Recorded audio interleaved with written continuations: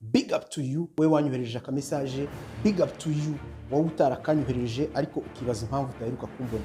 So reka mbabwire impamvu maze iminsi ntaboneka.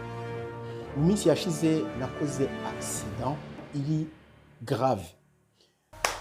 Nari ndi kurota rute mvuye gucuranga i Paris saa 9 y'ijoro, umusaza w'umuholande aranyinjirira, yari ari kugendera nko mu 180. Eba imodoka zaravuye kuri autorite zikora kiribite no kwandi.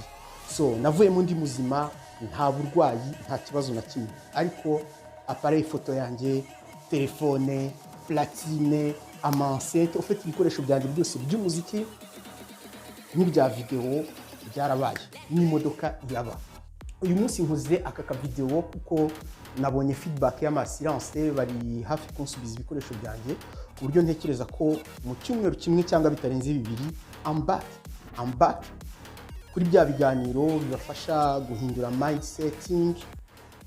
Ntago ndi umukire, ntago ndi kubigisha kugira ubukire, ahubwo mwabira biganiro byanjye no kubigisha kumenya icyo ushaka no kumenya kunyurwa n'ibyo ushaka cyangwa n'ibyo wagezeho. So by the way, ibiganiro biri nyuma byinshi byiza, biremereye, biryoshye kandi bihindura ubuzima bwawe. So niba ari ubwa mbere umbonye cyangwa se wari usanzwe umenyereye, bwira inshuti zawe zikore subscribe kuri YouTube Afro Swing TV Rwanda, kuri Instagram no kuri Facebook. Hose ibiganiro murabibona. So namwe rero mu nkunda mu muziki, reka mbabwire ikintu kimwe. Nkimara kuva mwira mpanuka ndi muzima, nibutse benshi bagiye bapfa bakoze utwa accident dutoya cyane. Nibuka benshi bagiye bagenda gutya tubareba ari akantu gatoya kabayeho. Mwebwe mu nkunda mwumve ngo I'm back.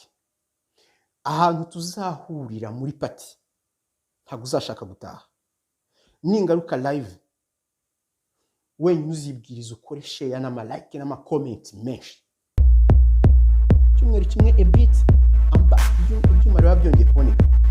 So mwebwe rero mwambaye hafi, mwebwe mwashyigikiye, mwebwe mwanyandikiye, mwebwe nasubije namwe ntabashije gusubiza, ibyo byose binyereka urukundo mufitiye, bikanyereka ko ibyo ndi gukora ntari gutigiye.